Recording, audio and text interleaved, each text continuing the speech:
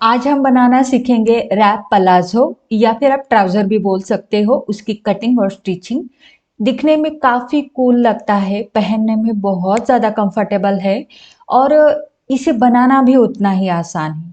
तो चलिए बिना देरी के शुरू करते हैं। ते में उज्ज्वला पाटिल, क्रिएटिव फैशन में आप सभी का बहुत बहुत स्वागत।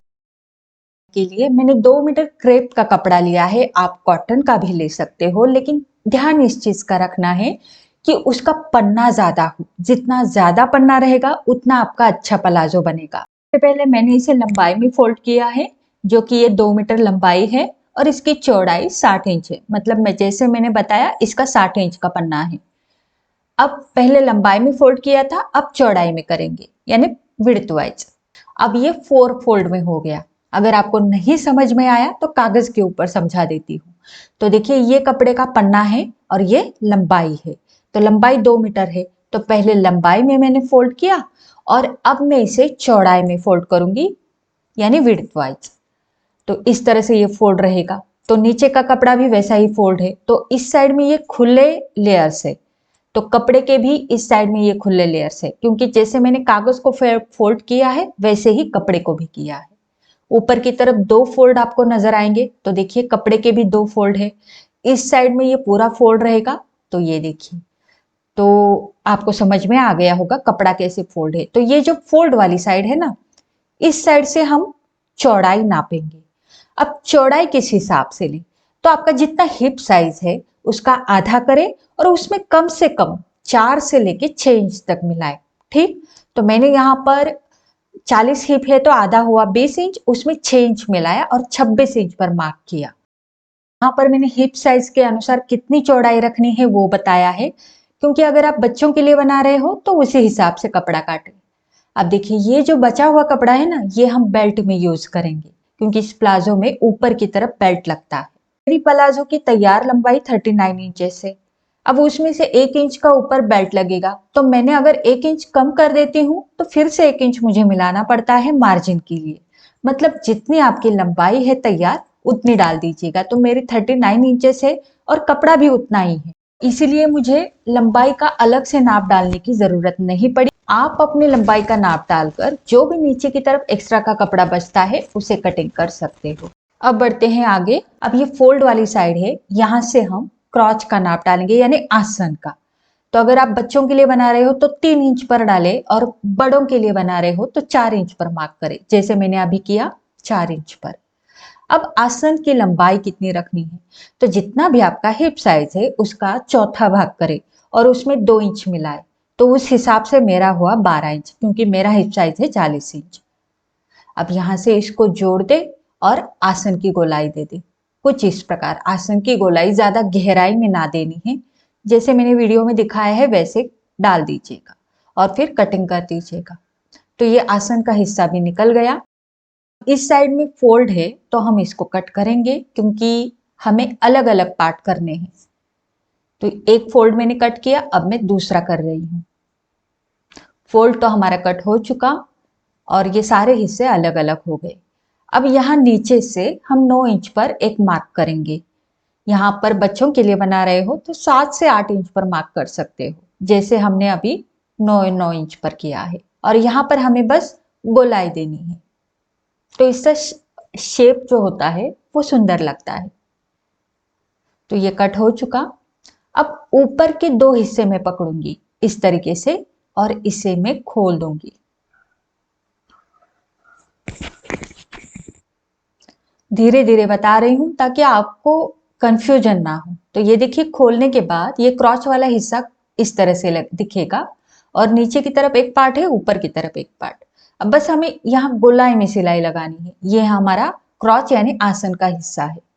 मैंने सिलाई लगा दी है, जैसे कि आप देख पा रहे हो इस तरीके से ये दिखेगा। सिलाई लगाने के बाद इस वाले हिस्से में, मतलब सिर्फ जो नीचे की गोलाई है ना, वहां पर कट्स लगा दे, क्योंकि वहां पर गोलाई होती है और जब हम इसको पलटेंगे तो वहां पर चुन्नटे ना आए, इसीलिए बस छोटे छोटे कट्स देने हैं। अब देखो यहां से हम इसको डबल फोल्ड करेंगे, ये वाला, नीचे वाला और साइड वाला हिस्सा, बस 3 हिस्सों को हमें डबल फोल्ड करना है। बस सिंपली आपको इस तरह से डबल फोल्ड करके सिलाई लगानी है उस किनारे तक। और सेम उसी प्रकार ये जो नीचे वाला हिस्सा है इसे भी उल्टी साइड से, मतलब इस साइड से मैं डबल फोल्ड करके इसके तीनों पार्ट सिल दूंगी। अगर आपको कोई कंफ्यूजन है तो और एक बार बताती हूँ। देखिए ये हमारा पलाजो का कटिंग है, तो यहाँ से शुरू होके यहाँ तक मैं डबल फोल्ड करूंगी। सेम तरीके से ये नीचे वाला हिस्सा भी यहाँ से डबल फोल्ड करते हुए यहाँ तक आऊंगी, मतलब यहाँ से यहाँ तक। तो मशीन के ऊपर मैं आपको बताती हूँ इसे कैसे फोल्ड करना है। तो देखिए ये हमारा आसन का हिस्सा है और इस कोने से हमें शुरू करना है, ठीक।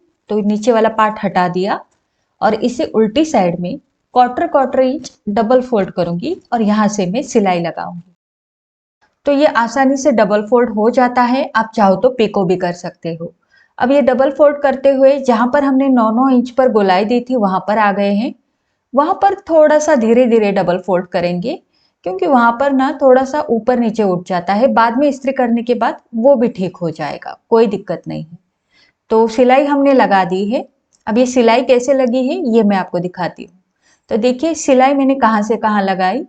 इस कोने से शुरू करते हुए पूरा नीचे का हिस्सा लेते हुए, ये पूरा नीचे का हिस्सा लेते हुए मैं डबल फोल्ड करते आई हूँ और इस किनारे तक, ठीक। सेम तरीके से ये नीचे वाला हिस्सा भी मैंने डबल फोल्ड किया है, यहां से पूरा ये नीचे का हिस्सा यानी बॉटम और यहां तक।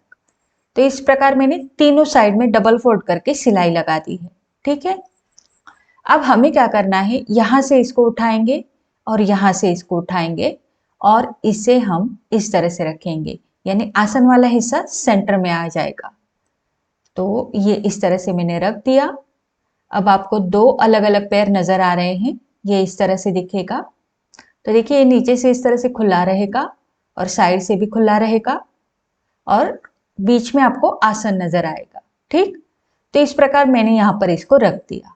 अब ये वाली जो साइड है, ये आसन आपको दिख रहा है, आसन की सिलाई, ठीक है। तो आसन की सिलाई की ओर हम इस तरह से इसको फोल्ड करेंगे। बराबर से हमें यहाँ पर एक सेंटर मार्क निकालना है। तो यहाँ पर आप छोटा सा नॉच लगा दीजिएगा या फिर चौक से मार्किंग भी आप कर सकते हो, जैसे मैंने अभी किया।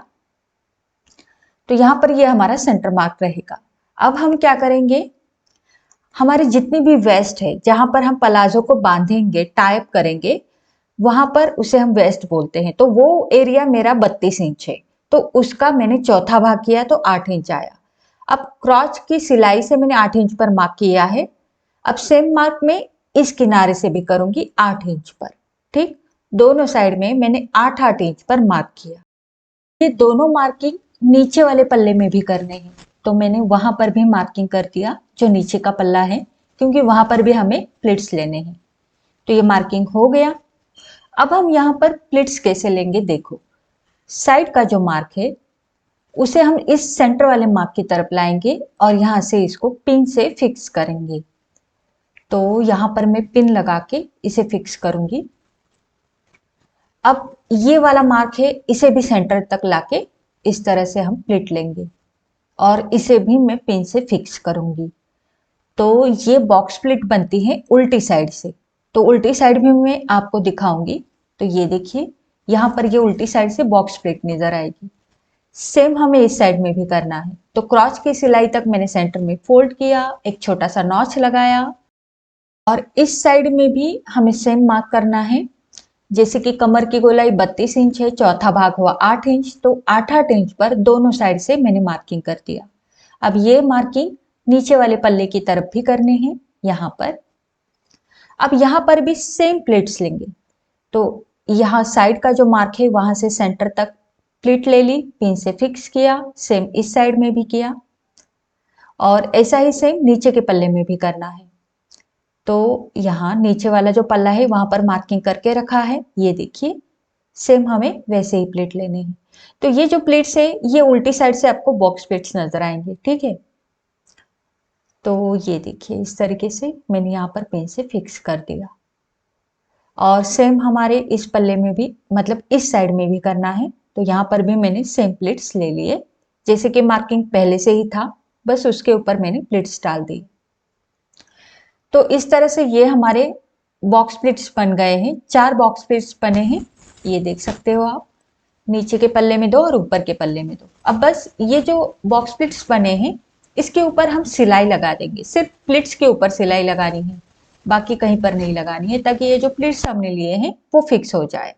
तो बस मैं जो सिलाई लगाऊंगी ना वो सिर्फ प्लिट्स के ऊपर लगाऊंगी, मतलब यहाँ से यहाँ तक, यहाँ पर, और सेम इस साइड में भी यहाँ और यहाँ पर। पे चलते हैं मशीन के ऊपर। तो ये देखिए ये प्लिट्स है, तो यहाँ पर बस प्लिट्स के ऊपर सिलाई लगानी है, बाकी कहीं पर सिलाई लगाने की जरूरत नहीं है। 4 प्लिट्स है, 4 सिलाइयाँ लगेगी।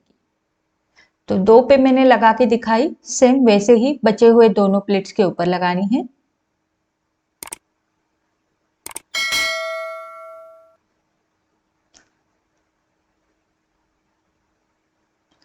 चारों प्लेट्स हमने बना दिए हैं, ठीक, ये देखिए।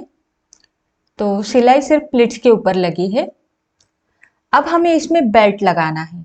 तो बेल्ट के लिए कपड़ा पहले से ही कटिंग था, बस उसकी चौड़ाई और लंबाई कितनी लेनी है वो बता देती हूँ। तो देखिए ये 3-3 इंच चौड़े पट्टियां है और इनकी जो लंबाई है ये 60-60 इंच है, मतलब एक पट्टी जो है वो पूरी 60 इंच लंबी होगी, ठीक है। अब इन पट्टियों को मैं मशीन के ऊपर लेके आई हूँ। इसे आप जैसे वीडियो में देख पा रहे हो उस तरीके से फोल्ड कीजिएगा। उल्टी साइड में मैंने फोल्ड किया है और इस तरह से तिरछे में सिलाई लगानी है, क्योंकि इसका हमें बेल्ट बनाना है। तो फिनिशिंग के लिए मैंने इस तरह से तिरछे में सिलाई लगाई है। और ये देखिए सेम तरीके से उस पट्टी की दूसरी किनारे में भी करना है। ऐसी 2 पट्टियां है हमारी, दोनों पट्टियों के किनारे, दोनों किनारे इसी तरीके से आपको करने हैं। तो तिरछे में सिलाई लगाने के बाद एक्स्ट्रा का कपड़ा कट कर दिया।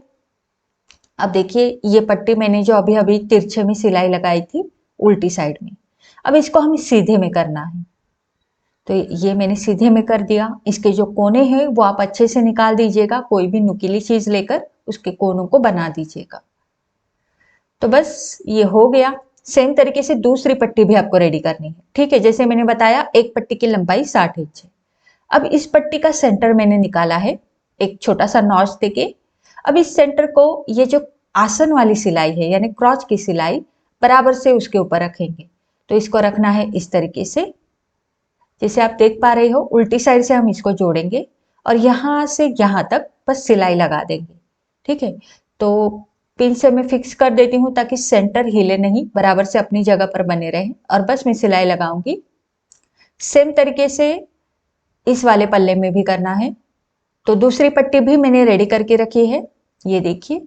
इसके कोने भी अच्छे से निकाल दिए हैं और इसका भी सेंटर निकालेंगे यानी नॉच देंगे और इसे भी सेम तरीके से रखना है उल्टी साइड से। तो जहां पर क्रॉच की हमारी सिलाई है वहां पर हमारा सेंटर है, ये ध्यान में रखिएगा। और बस मैंने पिन से इसको फिक्स कर दिया। और जैसे मैंने बताया था इसमें भी हम यहाँ से यहाँ तक सिलाई लगाएंगे।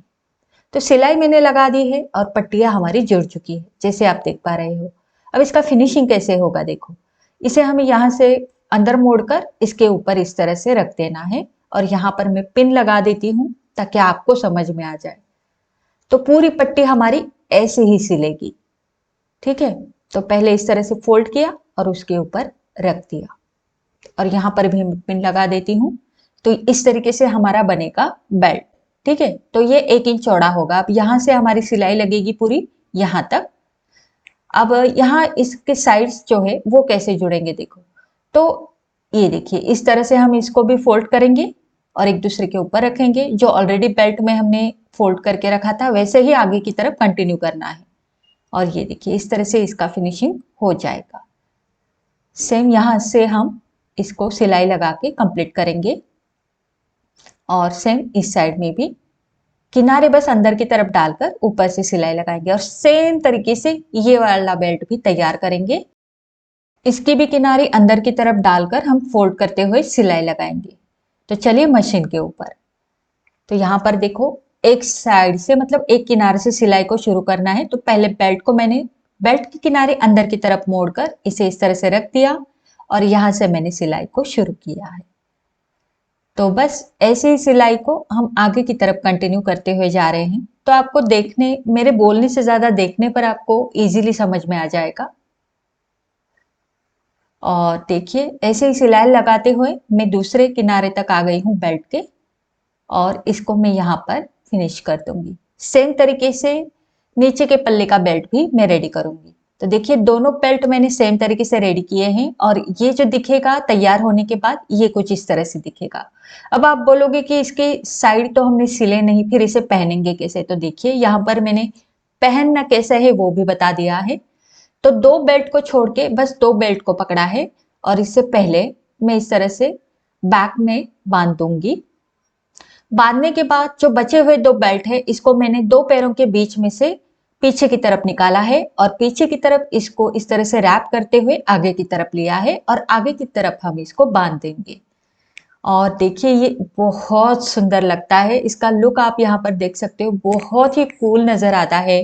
जैसे कि मैंने वीडियो की शुरुआत में ही बताया था, इसका पन्ना ज्यादा ले, तो पन्ना ज्यादा होने के कारण कितना भी पैर क्यों ना आप उठाओ आपकी स्किन नहीं नजर आएगी। तो कैसा लगा आज का वीडियो मुझे कमेंट करके नीचे जरूर बताना। अपने लिए बनाओ, बच्चों के लिए बनाओ, लेकिन बनाओ जरूर। और वीडियो अच्छा लगा है तो लाइक, शेयर और चैनल को सब्सक्राइब भी जरूर करना। मिलते हैं हमारे अगले वीडियो में। धन्यवाद।